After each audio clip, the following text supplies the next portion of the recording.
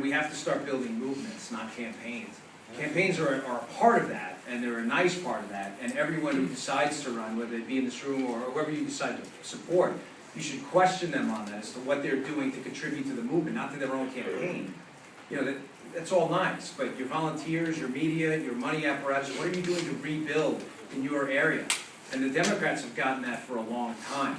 I mean, everything they do is a marathon, not a sprint. Everything we do is a 100-yard dash, because we're always in this triage mentality, which we really can't. We have to be willing, I promise I'll get to Obamacare, but it's just so important. We have to be willing to take a lot of jabs to wind up for that right cross, and we're not. I mean, you're seeing it now with Obamacare, which is an unintended segue, with this whole battle right now, where people are so afraid, oh, they're going to say this about us, they're going to say that about folks, they're going to say that about you anyway. The question is, are you willing to paint those bright, bold differences, or are you not? That's the only question of significance. And some of these folks who get entrenched inside this pathetic bubble, they never see outside the bubble, they only see their own reflection. And I saw it for my 12 years in the Secret Service. It's just pathetic. And like I said, it's Republicans too. You think a lot of these guys are our friends, they're not. But we have a lot of allies, and those are the ones we need to support. I certainly do everything I can. So I remember Ronald Reagan won Maryland, by 6 points. Actually 5.6 points, I rounded up. He won Montgomery County on a pretty clear message, government's the problem. It wasn't this nuanced little let's be delicate about this. That's not why people vote. Them or Democrat light, they always pick the Democrat. So, one, I appreciate everything you all do. I know most of you, I follow, I think, just about everyone, and most of you on Twitter, and Fingers, and Redhead, right?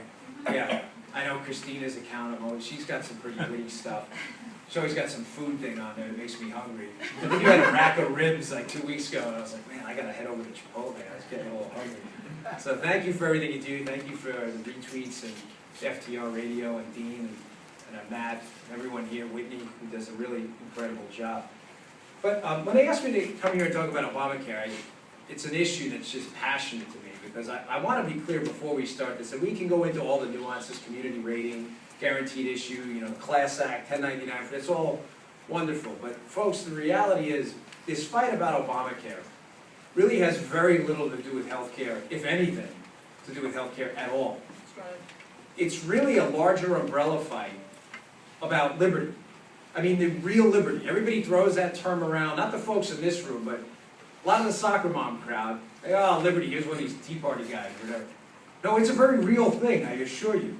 And the reason that term has kind of lost its meaning to a lot of people is you've never known any different. You've never known anything other than marginal freedom, because every freedom comes on the margin. There's no such thing as absolute freedom or not.